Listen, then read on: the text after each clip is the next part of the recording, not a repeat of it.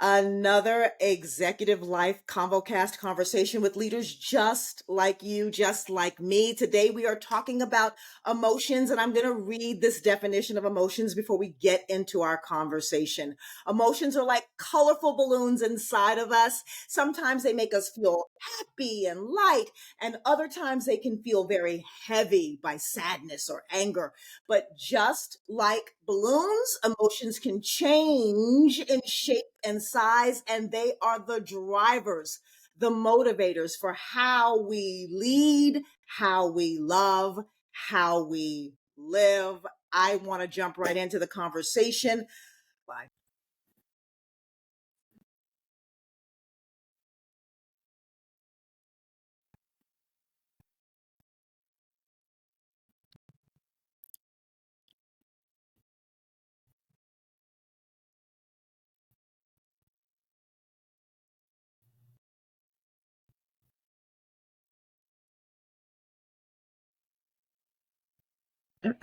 Yeah. Because Jametta, how do you define emotions?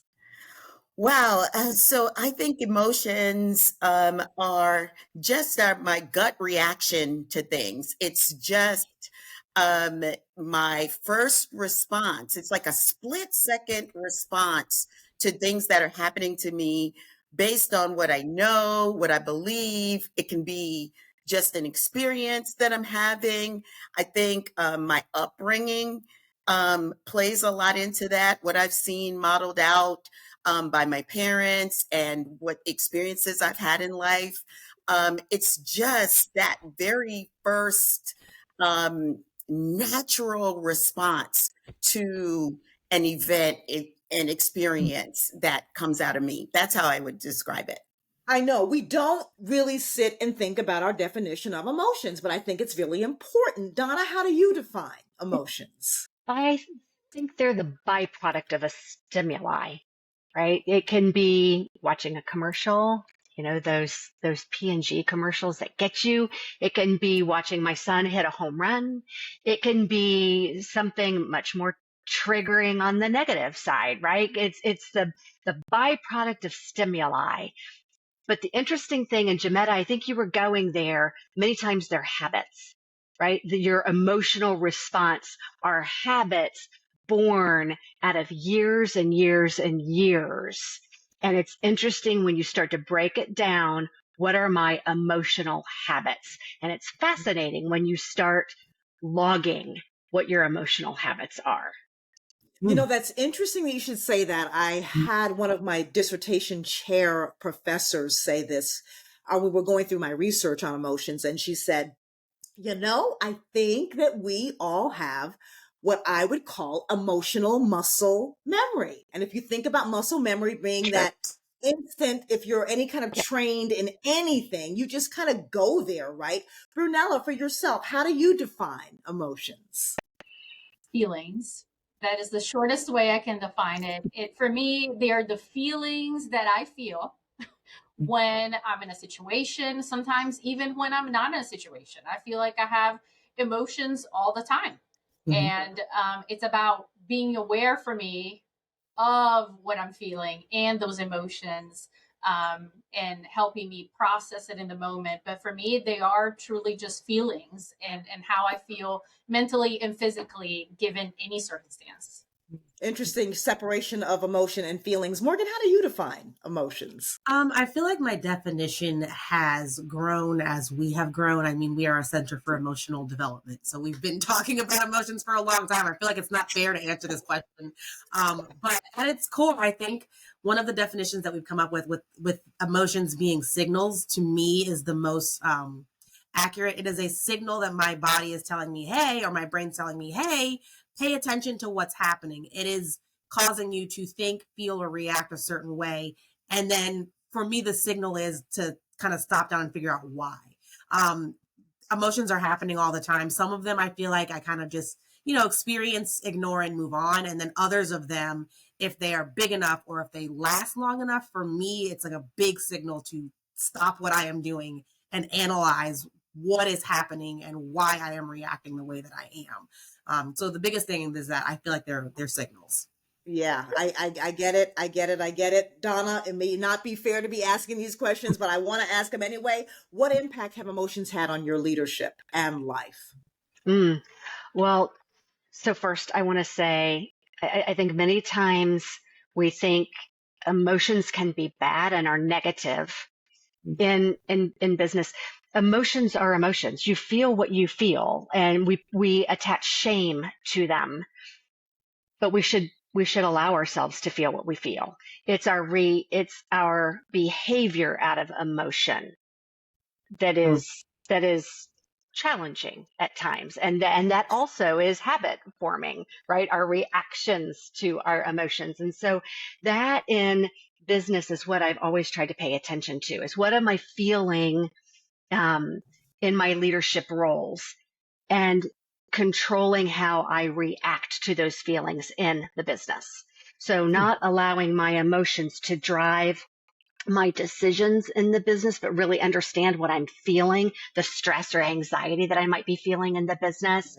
And okay, understand where it's coming from, Morgan, to your point. So why am I feeling this stress? Why am I feeling this anxiety? Why do I feel this irritation? Whatever it might be, set that aside and then allow myself to make decisions based in pragmatism, realism, not baked in that whatever emotion it might be. It might even be elation. Might be really great news that we've gotten in the business. I can't make decisions based on that either. So setting aside the emotion and allowing myself to make decisions based outside of that emotion, and more based in the realism that the business needs, and not the emotion that I'm feeling temporarily. It's all temporal, right? I need to be more reality based. And so here I'm going to push a little bit here, because I'm going to go around the room on this. Neurologically speaking, chemically speaking, there is no separation of the specific chemical hormones that are driving the specific feelings that we feel. So would it be, or could it be, that our emotional responses, the learned regulation strategies, the coping mechanisms, those are the things that are engaged, so that when we do make decisions, it does appear that it is coming from a non-emotional place, when in reality, it might be a very highly sophisticated coping or regulatory place. Brunella, how has life and leadership been impacted by emotions? And I'm going to come back to Donna to answer that one. Emotions have certainly impacted both professionally, me professionally and personally. When I think about emotions for me at work, I like to let all or as many of the positive emotions that I'm feeling in the moment shine through. Empathy, if I'm having a conversation with someone and I'm feeling that empathy, I think that that's very powerful. And I think that that needs to come through, right? If I'm feeling very passionate about a specific subject that we're discussing, I want to let that passion show through. However, if I'm feeling frustrated, maybe a little bit angry, with time, and I continue to work on that, you have to put that through a filter a little bit, in your professional careers. How are you going to show that, but in a professional way? So I think for me, it has been, it's shining through often in my personal and professional life in terms of letting those positive feelings and emotions enhance the experience for me and for others, but also be very mindful for myself of the negative ones and what I'm going to do with it. And so you are absolutely hitting research in terms of the emotions that are most regulated by human beings tend to fall on the negative side. So I absolutely understand that. Donna, what do you think about this idea, or tease out logic, emotion, regulation of emotion, and expression of emotion in business? Tease that out for me a little bit more. Well, you are much more studied and researched, obviously, in this area. So the notion of um, the sophisticated regulation and being able to set aside is fascinating to me, and I would love to read that. You know, so when I have really hard decisions to make, I like to think about the ripple effects of the decisions, so that I can be more intellectual about my decisions and less emotional, and actually make decision trees, right? So how can I not be overly optimistic and feel too much elation about a decision? Or how can I not be too anxious about a decision? I do that by try to intellectualize it. Right. So is that having sophisticated ways of removing emotion? Hey, I don't know. I don't Yes, have the educated yes. ways of saying that. That's my own process that I've worked through But for years and years. I don't know. that is exactly what we want to teach. Donna, that is Oh, so okay. good that you have gone through Yay. that process. Like, because many times when emotions are churning or floating like those balloons, right? Many people, leaders included, don't know what to do. And because you've developed what I would term a very sophisticated way of regulating and putting the emotions in the correct Mm. space and place, you still feel them though, don't you? Oh, well, sure. Sure. I just try to find a way to tamp those down and use an intellectual process to help me think through, like, what's the worst thing that can happen? All right, let's avoid that. What's the best thing Right. that can happen? Let's set a process to get to those best case scenarios. I love And I've this. I tried, love this. I love this. yeah, I've tried to I teach love my it. I love boys. it. We have a decision tree for which college are you going to. Here's your 1 to 5 decision making. What are all the ways you choose your college? So I don't know. I am going to add that officially to our regulatory strategies that we kind of play and tease out with professionals. I absolutely love the decision tree. Jametta, let me get you into this conversation. How have emotions impacted your leadership, your life? This is truly, truly fascinating. I know it's the same word that you use, Donna, but as soon as you said, Dr. Jennifer, that we have these emotions that we've regulated, it really resonated with me because I have learned, I used to be an emotional, very, very emotional person who wore my feelings on my sleeve. You know, I would cry at the drop of a hat.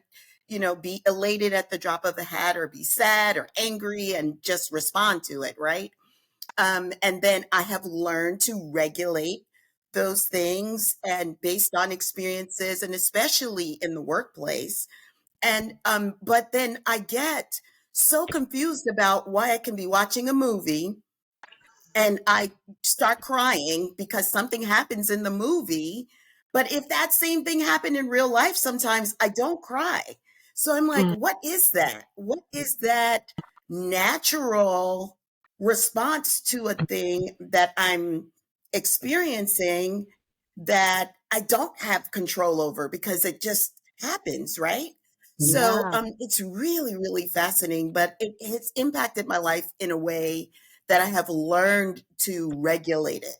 And I'm glad you gave it a word that I can use. I've definitely learned to manage it in a way that can be useful in the workplace I so that I'm love not this. that emotional mess. So you've led me into the next question, Morgan. How have you learned, or what have you learned about emotions in life and leadership? I mean, they're there. I tend to be a person who will feel and reserve them for myself. I do not typically share my emotional experiences unless they are overwhelmingly negative. Even like baseline negatives, I tend to keep to myself until it has just like reached a point. So I think that what I have learned is that while that is a benefit in lots of different scenarios, in my most personal relationships, it tends to be a hindrance in that people don't really feel as though they know me because I'm not Mm. overly emotionally expressive. That is partially just a baseline of how I am. But I've had to figure out the most productive ways to share my most negative feelings, I think. Because I'm aware that my typical delivery of information, when coupled with highly negative emotional experiences, is not well received if I do not couch it the right way. And so I have had to and it's a continual learning process. It's a lot of why I tend to keep it to myself, mostly because I'm like, how do I properly approach this so that I'm not, alienating the person that I'm trying to relate to, but so that I'm effectively communicating what I want to communicate. And that's just been my biggest learning, is that is my big struggle area, is communicating negative emotional experiences with people for whom I know that it's going to be received, potentially a very harmful way. Yeah. Well, I had no intention on this subject to really turn more into how do we manage our emotions, because it sounds like that's where we kind of sort of are when this subject of emotions come up. So let's talk about it very quickly. Brunella, what have you learned about emotions? For me, what I have learned is that it is a teacher. It is trying to point something out to me. And if I'm paying attention to it, what is it trying to tell me? So if I am meeting with a person and I don't get this great feeling, what is that trying to tell me? So I really try to pay attention to that. But if I am in certain situations and I feel like myself and that I'm my best self, what is that trying to tell me as well? So I try to pay attention to my emotions to understand what it is that it's trying to tell me. And if I feel like my emotions are not perhaps where they should be, if I feel like I am perhaps overreacting to something, and I also need to pay attention to that because I need to process that a little better. And how can I think differently and process this differently and regulate this differently in the future? Okay, so here's what I'm going to do.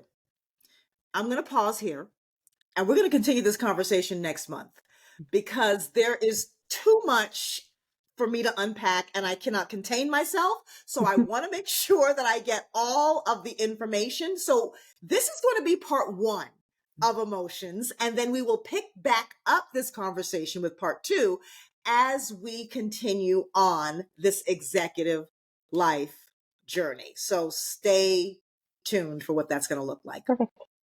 These conversations support our mission of building leaders that people actually want to follow. You can visit our website at kitinstitute.org for our next live experience and for additional resources, and we will see you next time. Bye.